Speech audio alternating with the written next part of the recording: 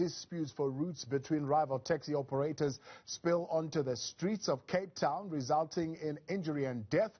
Is it time for government to step in and regulate the industry? And will regulation quell taxi violence that's just seemingly not stopping? To talk to me about this and more, I'm joined by the Gauteng Transport MEC, Jacob Mamabolo, transport economist and lecturer at the Northwest University, Ofentse Mokwena, and manager for transport systems and operations at the Council for Scientific and Industrial Research, Dr. Mathetha Mokonyama. We can be, of course, in conversation with you as well tonight by sending us your questions and comments on 072-110-5584, or you can tweet us tonight at Newzroom 405. Gentlemen, good evening, and thank you very much for your time tonight here on In Focus. Well, good evening to you, to all the viewers, and let me greet a panel of scholars. I'm deeply honored to be in the midst of very good scholars. I think we will get a better understanding of the issues. Yeah. Otherwise, good evening.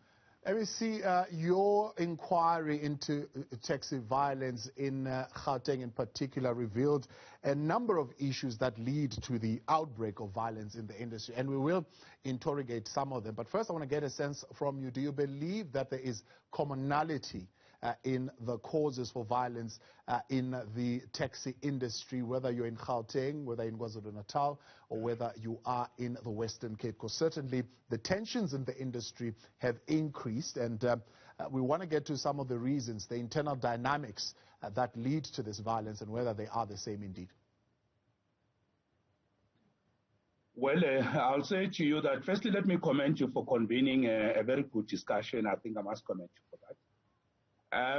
For us, as the Gauteng provincial government, the consensus on the root causes of the violence culture, the culture of violence in the taxi industry, and including violence amongst themselves, it's well documented in the report of the Commission of Inquiry into the root causes of taxi violence. And I think, and I can say this without any doubt, that I think those factors are a mirror image of a much more well-established trend in the country. And so I'll say to a large extent, the report has painted a picture of what we believe reflects a scenario that all of us can work on. Remember, the reason why this is so, it's also because given the geopolitical location of Gauteng and its character as the hub of economic activity for the country, for the neighboring states, for the continent, the battles and the culture of violence in the taxi industry plays itself out right here. So the direct answer to your question is really in the positive, in the sense that definitely that report sums up on a national scale what we think is the trend of what is happening in the taxi industry. And what do you think is the contribution of government in that particular challenge and tension, right? Do you think government has failed the taxi industry by not incentivizing this sector? Well, I am on record, and I've said it before, and I'll repeat it today. And of course, we have got scholars here. I think it's also important to just establish what we're dealing with. The problem of the taxi industry is the culture of violence to resolve the many challenges that they have. And I think this culture of violence started over time, and it built up over many years. And I really believe, and subject to being corrected, I hold a very strong view that if over the years we as government, and dating back to many years back, we had worked very closely with the taxi industry and just came in to support them in the manner that I see happening currently, with many discussions that are taking place I think if we had worked so close with the taxi industry, we could have helped them to deal with many of the difficulties that they have. This country has solved so many problems, much more bigger than what we see in the taxi industry. Yeah. So I want to say to you that I think we could have done far much better, because what we are seeing is an accumulation of the problem over many years. And therefore, I'm saying that without pointing fingers and laying the blame on anyone or putting it on anyone's doorstep, but I think as the democratic government, we could have done much more better. Yeah. You are pointing a finger on someone actually in this violence, and I'm going to come to you on that in a moment. And I want to quote what you had said on February 11th in 2021. But Dr. Mokonyama, let's bring you in. The killings are getting worse everywhere, and the fundamental question then becomes, who is feeding this and who benefits from this violence? Good evening, Tabo, once more. I think the whole ecosystem of safety and security in public transport overall has deteriorated very rapidly. I mean, some time ago, around 2000, 2001, we wrote a book from the CSIR on crime and crime prevention, on public transport. And then we pointed out issues, that contribute to the deteriorating the safety ecosystem. And things have gotten worse since then. I mean, out of the surveys that we were doing, they show that, even passengers just walking to access a service is becoming a big problem, to access a bus service, to access, train services, even taxis. So the whole ecosystem has deteriorated quite rapidly. So you're asking about who is benefiting, from this. Of course, there are criminal elements, involved in all of this. So crime intelligence should be well positioned to answer that question. But like the MEC indicated, the study that the Gauteng Department of Roads and Transport, carried out, the commission of inquiry, indicated that the lack of coordination among the law enforcement agencies is partly contributing to this problem. So pointing out who is actually responsible, who is the face of this, is a mystery essentially, and it's because individuals are hiding behind non-identities. And the Gauteng Department of Roads and Transport should be commended, because they are taking up initiatives to digitalize the environment, so that who is who. That will essentially make life of law enforcement a lot easier. But I think the environment overall, the safety security environment has deteriorated very rapidly, and government is complicit, I think, in this, because the resources that we are putting into this, program are very meager. I mean, if you look at Gauteng is transports about 14 at best, about 14 million or so passengers, per annum. And you look at the taxi industry, we're taking 5 billion, or so per annum. And look at the project management capacity in Gauteng. We've got about 100 professionals responsible for just managing the project, not even operating, just managing the project. And then you look at the proposals that are coming out to say, let's do 1, 2, 3 in the taxi industry.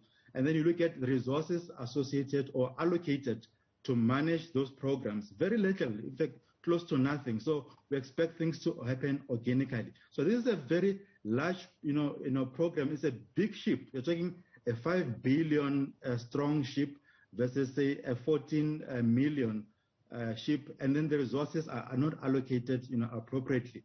So I think if you're really serious about, getting to the bottom of this, we will put, resources to be able to implement what you're proposing. because we're very clear, we know what to do, but it seems like we're not allocating appropriate resources to resolve this long-standing problem. Ofentse, let's bring you in here. Is the taxi industry testing the state apparatus? I mean, it appears that these acts are continuing with absolute impunity. I mean, how many times have we actually heard of convictions for taxi violence? I mean, that's a very interesting question. And quite frankly, I would pose it very, very differently. So my thoughts around whether the taxi industry would test the state, I would argue that that's not really the case. I think, these are small businesses that are really trying to solve a number of very complex issues. Remember that you're talking about a multi-billion rand industry, maybe 100,000 vehicles, 18 billion rand in valuation, lots of money moving, and probably one of the most liquid industries in the country. So with that kind of cash flow along routes near commercial centers, transporting people that in most instances, the operators care about, there is no reason to actually go and take the route of being violent unless if it is actually necessary in the circumstances and within the context of their culture. But at the same time, I think that what is being tested are the economics of the industry. What is being tested is the extent to which, our society understands that, this industry has raised many people. I mean, it's a 50-year-old industry plus, and many of us are products of the industry. And the conversation, if we pivot it only around, violence and some of the what we'd call predatory behavior it's really not really part of the core of the issue. The issue here is the economics, what's the access to long-term wealth in the industry? To what extent do the taxi associations and operators and owners have access to capital using the vehicles that they have there? These are the kind of things that really enable them to calm down and stabilize the cash flows and create a predictable environment. And when it's predictable, then, things like violence and, conflict around the routes and all of those things, become way more manageable. But as our MEC has indicated, it's really a byproduct of long-term, issues that have been neglected over time, accounting for multiple players and multiple factors. So in terms of testing the state, I don't think it is in the agenda of the industry to test the state. I mean, the industry is part of the state through South African National Taxi Council, which receives a substantial, substantial support from the state.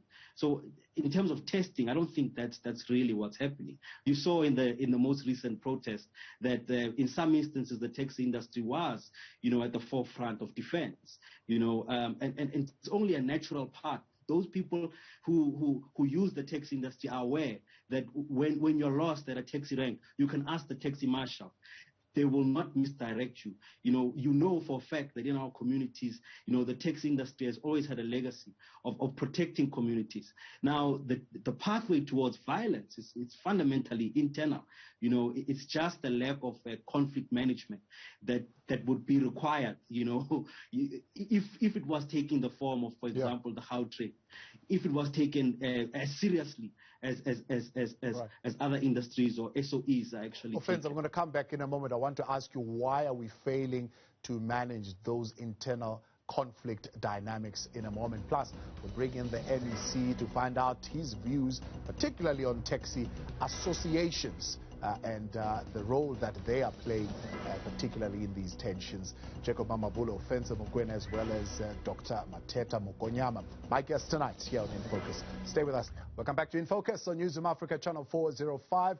In conversation tonight on the situation in the taxi industry, we ask the question, is the taxi industry ready to professionalize and regulate? And could that be the remedy to quell the ongoing violence and tensions in this sector? Tonight with the MEC for Transport in Gauteng, Jacob Mamabolo. We also have with us the Transport Economist lecturer and researcher at the Northwest University, Ofentse Mokwena, and with us as well, Dr. Mathetha Mokonyama from the Council for Scientific and Industrial Research.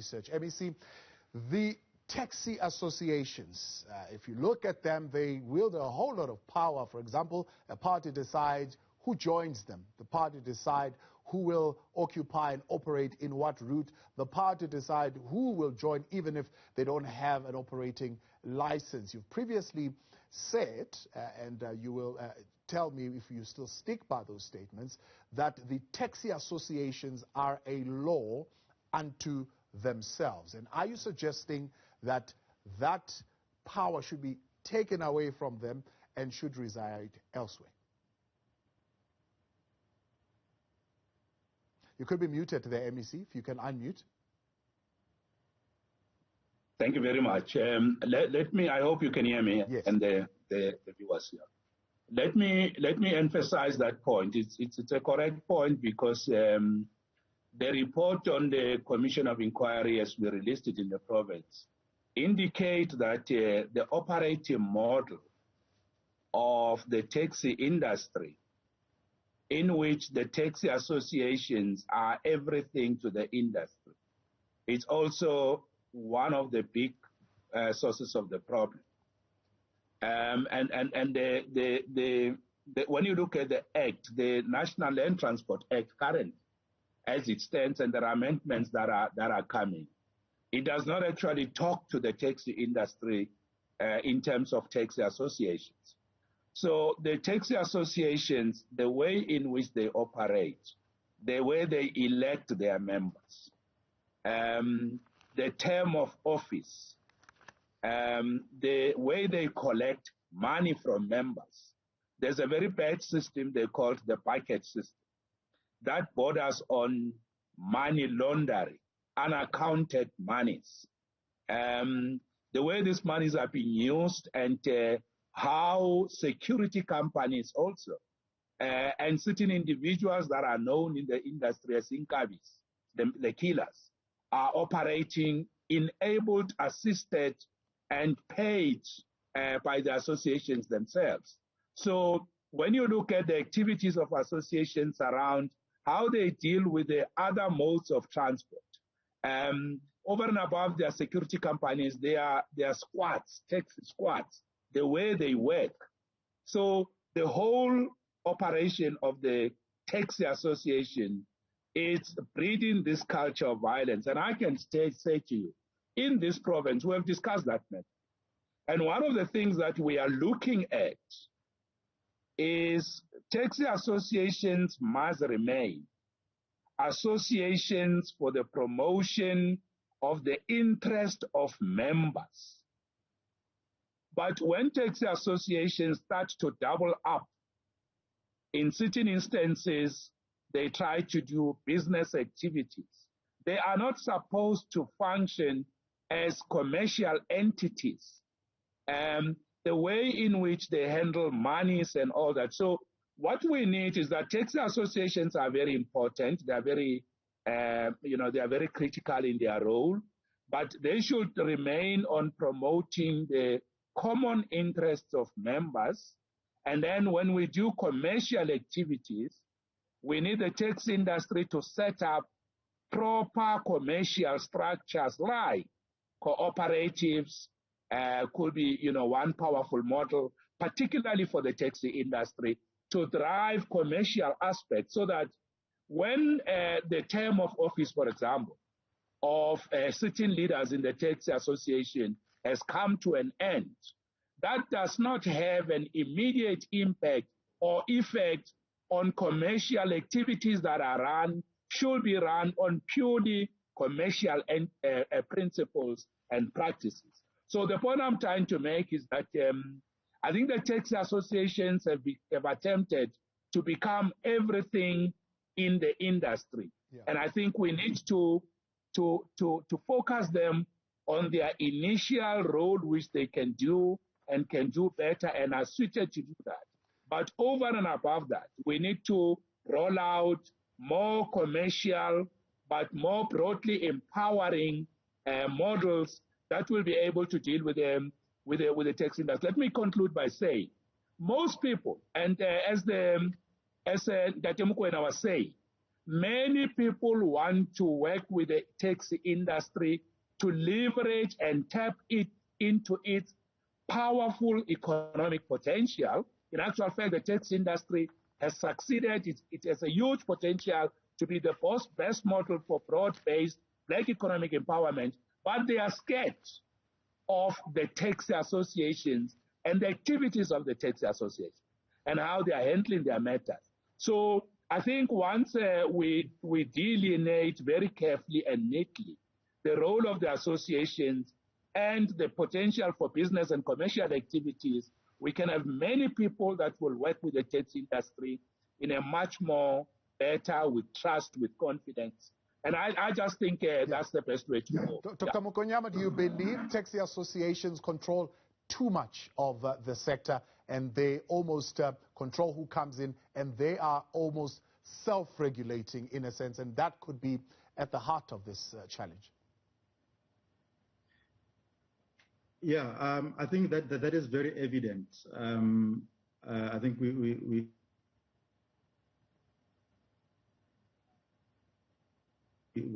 see that.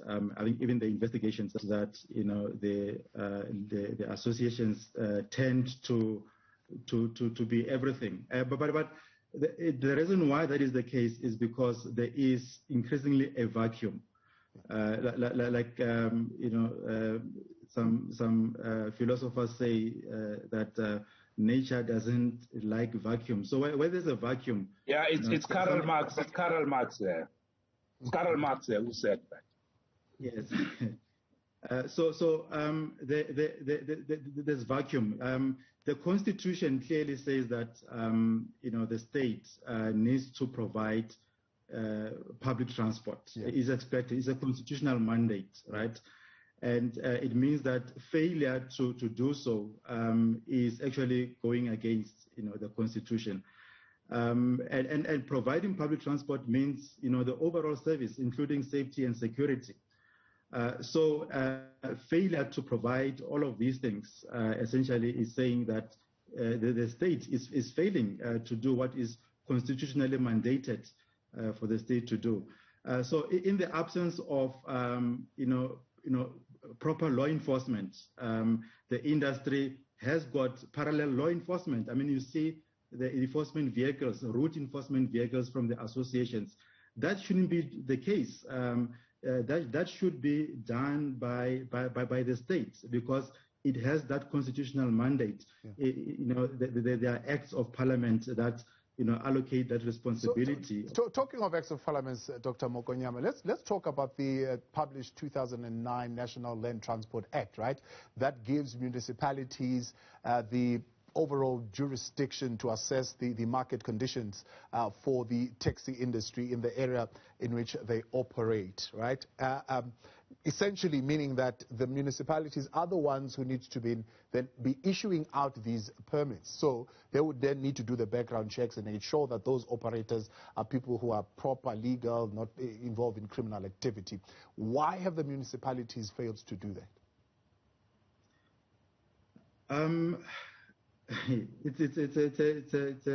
It's a very interesting question. Why?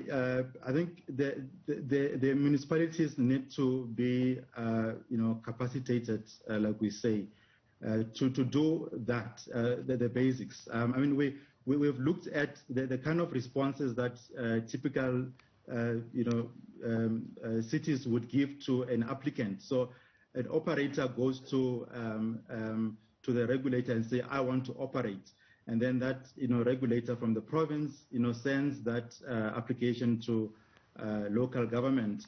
You should see the kind of responses that the local government gives to the applicant. They say, we essentially don't know. We don't know what to do with your application. So we leave it to the province to decide what to do. And then the province is not directed. It's supposed to be directed by local government, but the local government hasn't done the basics. So it's just a failure to do what is constitutionally required from local government. So it's just a failure of governance, essentially. Why we are where we are, and that is really one of the things that we need to address, because what we see as violence is a symptom of a deep problem of failure of governance especially in local governments, to be able to do just the basics, to be able to say, this is what we will need in the next 3 years, the number of vehicles, the routes that we'll need in the next 3 years, the capacity that we require. That is a basic municipal function to plan, to forecast, demand, and be able to say, we will need, so much, or in this area, we have what we require. It's a basic thing, and it's not very complicated. But for some reason, which is just, I think is just, governance failure. Is not being done. Right, we'll come back to the MEC in a moment. I see him itching to respond to this question of failing to do the basics, particularly at local government level. But I also want to hear from Ofentse in a moment. Why are we failing to manage the internal conflicts within the industry? And then we'll take your thoughts as well tonight on Twitter at Newzroom 405, 072 110 5584. In Focus continues in a moment. Thanks for staying on. In Focus continues on Newzroom Afrika, channel 405. MEC Jacob Mamabolo, Ofentse Mokwena, and Dr. Mathetha Mokonyama with us tonight, and taking your views tonight on 072 110 5584. The conversation around the taxi industry. Ofentse, let's bring you in here. What are the reasons that internal dynamics within the industry end up being uncontrollable taxi violence, and we are unable to manage them? Well, your question is really leans in the most extreme. It leans to a more criminological study. But in my area, at least in transportation, I would sort of block my response in three ways. So that, where's the conflict coming from? Is it structural? If it's structural, then it has to do with, the taxi associations and the related institutions like law enforcement, provincial regulatory entities, and so on. Is the conflict coming from a labor side? Is it as a result of some issues with drivers, or some dynamics between the drivers and the owners, or some dominance issues related to, owners in the market? Then the last one would have to be commercial sources of conflict. For instance, route allocations, places where routes are overlapping. And some routes are more lucrative than others, and we all want the more lucrative routes, but the revenue base is not constant across everyone who's operating along the different routes. So there are different sources of conflict, and the issue is being able to identify them properly, but also anticipate them. I'll give you a simple example. What we don't have at the moment in our act is we talk about encroachment, but to my knowledge, we actually haven't broken encroachment down in the for the transportation market as to say, what does it actually mean? How do you structure a response to encroachment? So the legal or policy premise to respond and the tools to respond are in some cases not actually there. To my knowledge, I'm sure our MEC and Dr. Mathetha might be able to provide more guidance there. But it's the same reason why we had situations where, private operators like ride-hailing companies and whatever entered into the market, and, it was free reign, largely because our policy infrastructure was not proactive enough to accommodate what could happen. But in this instance, we haven't actually structured our tools in such a way that we can respond to what is already happening, what has been happening over the past 50 years. So that I think would sort of give you an indication of the broad nature of conflict and how to resolve it. It's very, very dynamic. MEC, you have listened to the academics outlining some of the challenges. I'm going to give you an opportunity to respond. The first, of course, being the incapacity within the local government to do the basic stuff, right? I mentioned what's in the Land Transport Act, particularly around municipalities being responsible for assessing the market conditions of the taxi industry in their jurisdiction. So to be able to do background checks and things like that on who is operating and whether or not there is a need to issue another operating license and make those recommendations to province who eventually issues out those licenses. But also the issue that Ofentse is raising of tools, for example, to handle the various different sources of conflict. Questions on encroachment, for example, questions on the commercial sources that create conflict, and so on and so forth. let me start by just saying, so the first parts that have been raised relating to governance. The report on taxi violence make a point that municipalities are supposed to have structures that are called in law municipal regulatory entities. These are the structures that at the municipal level are supposed to deal with those functions and those issues relating to demand and supply of public transport services. Because if you have got excess supply on a particular route, you have buses, you have got other modes of public transport, you have got too many taxis in that, it can cause problems. You have got other areas where there's a high demand, but there's not enough capacity. And then you have got the provincial regulatory entities. They are working relationship.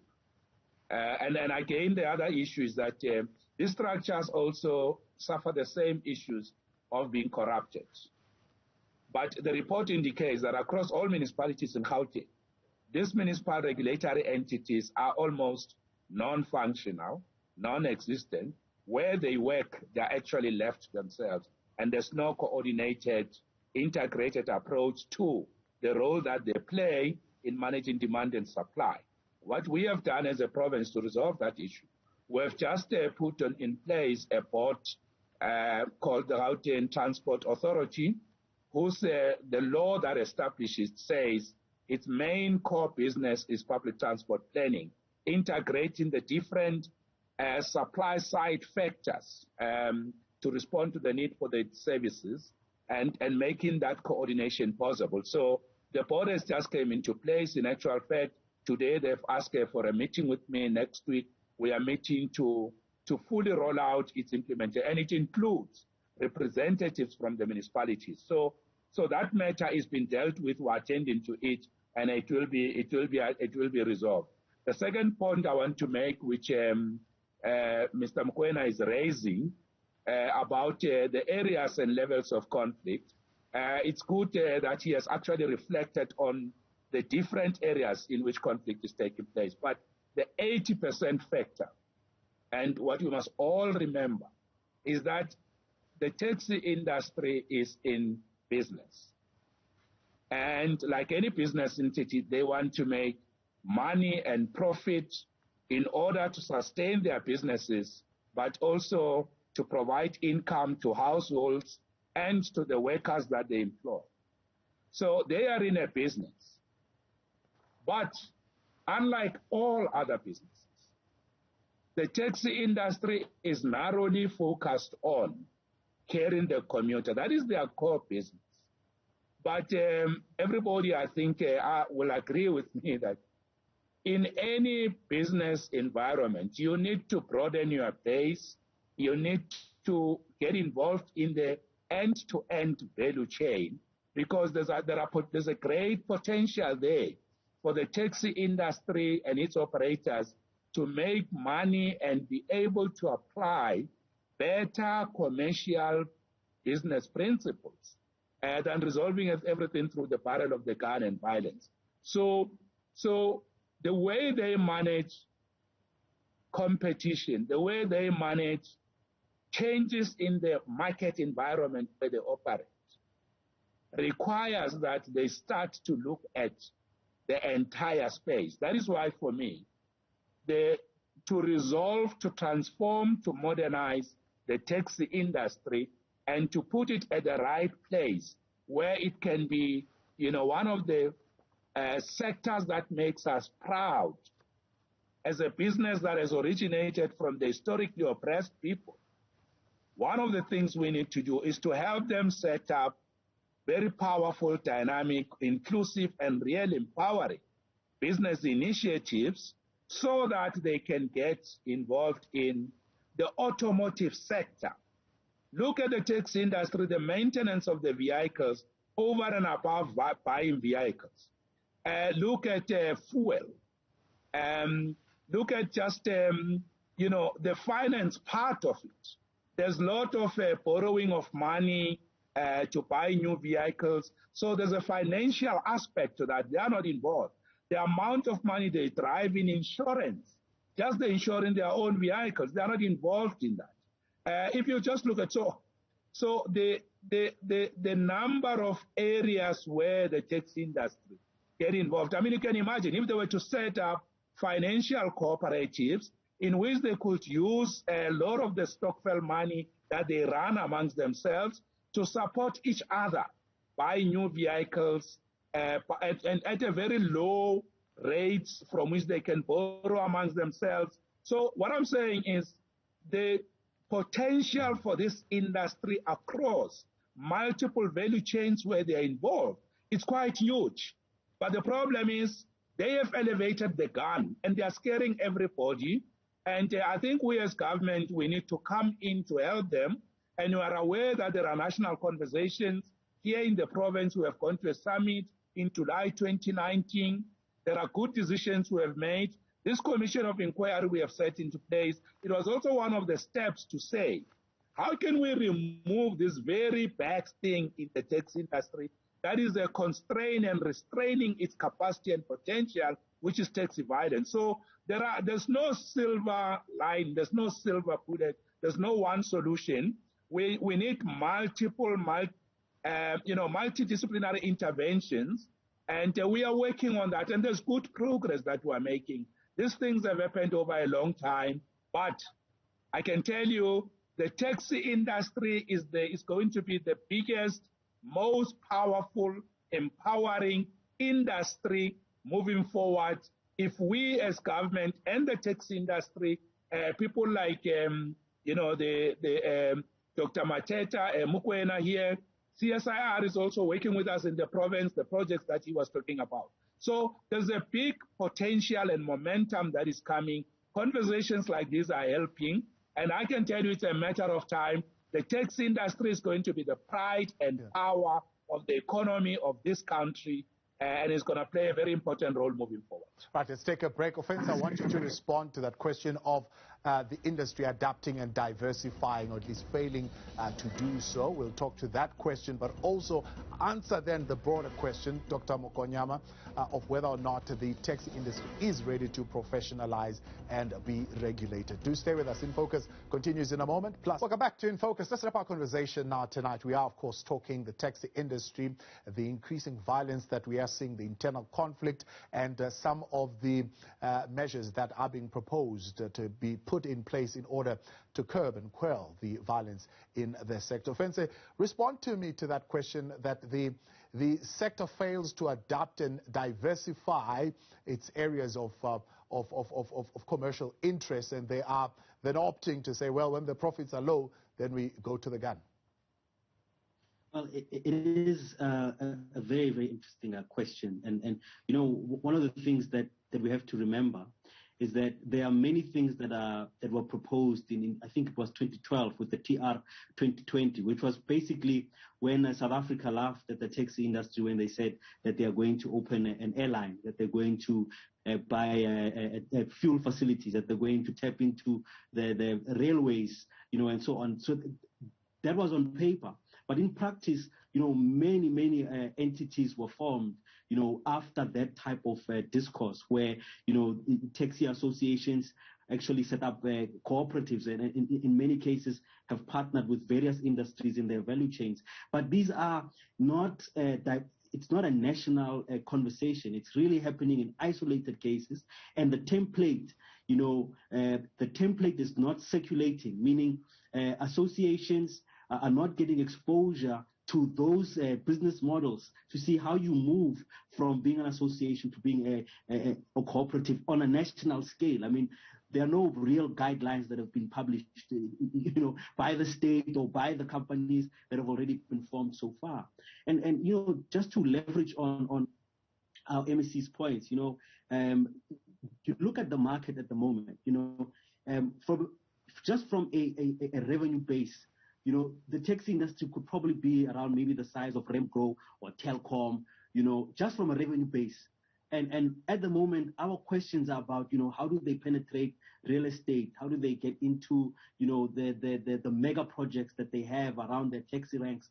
But now, my view is that why can't we push the conversation further to say, is it possible to see the industry as something that's listed on the JSE, as part of some kind of special purpose acquisition vehicle? Because these are multiple small businesses that could actually participate in accessing different types of income. What I'm saying here is we need to get to a point where we're projecting wealth, because already private sector is really interested, very keen to invest in the industry. They're showing it. You can see MTN. You can see Boxer and its relationships with the ranks. You can see the shopping malls are starting to really look at the taxi ranks as a real business opportunity. But it's about us, private sector, public sector, higher education, coming in and really facilitating the transition and helping without vested interests, and that is really the hard part of what you're asking at this moment. It's about projecting wealth so that the industry can actually give something to their children. So if you're an operator in the market today, you need to be able to transfer some wealth to your children and your children's children in the future. And that's my position on interesting views, Ofentse. Interesting views. Dr. Mokonyama, that segues nicely, I suppose, into this question of whether or not the taxi industry is ready to professionalize and be regulated. I mean, if we are suggesting the taxi industry to be listed on the Johannesburg Stock Exchange, that will require a very high degree of regulation, quite certainly. The panel that was having a webinar recently on that very same question, the leadership of Santaco, the president, saying, well, the taxi industry is ready to professionalize and be regulated. Are they really? Yeah, I think going back to the basics, the reason why there's a taxi industry is because there are individuals, households who need to just move from point A to point B safely. So the departure point should be that we care. And because we care, we want to provide a service that is safe. We don't exist because we want to make money. It's a public transport service. It's not a commercial money-making scheme. I think if we miss that point, then we miss everything. So the departure point should be we care, therefore we are going to provide these services. We're going to make sure that the maintenance practices, everything is in order. And then in terms of the readiness of the industry, where we also need to correct is the involvement of communities, the civil society, because they need to come in, their voice needs to come in quite strongly and say, we cannot tolerate this nonsense that is happening. We cannot be transported with these kinds of things, so that there is pressure from the users to get the industry to transform. The industry can certainly transform under certain circumstances. We've seen, for example, in Kenya, where communities are involved, they've got associations, cooperative type, associations, where even communities themselves invest in these businesses, public transport businesses, to make sure that the drivers are paid properly.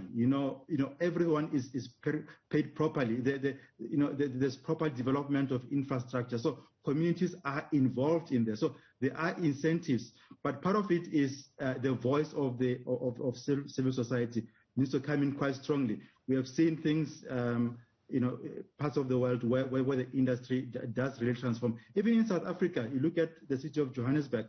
The reason why we have the likes of Rea Vaya, the operators are from the taxi industry.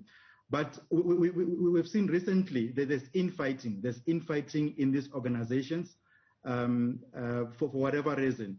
So the leadership, the internal leadership of the industry needs to recognize that there's a bigger future out there. They need to see that future. But then also the departure point should be we care. We're not providing some commercial service. This is a public transport service, not some nice to have industry.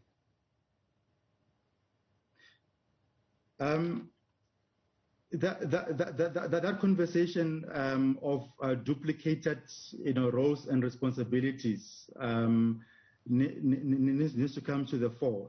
Currently, the reason why, safety and security has deteriorated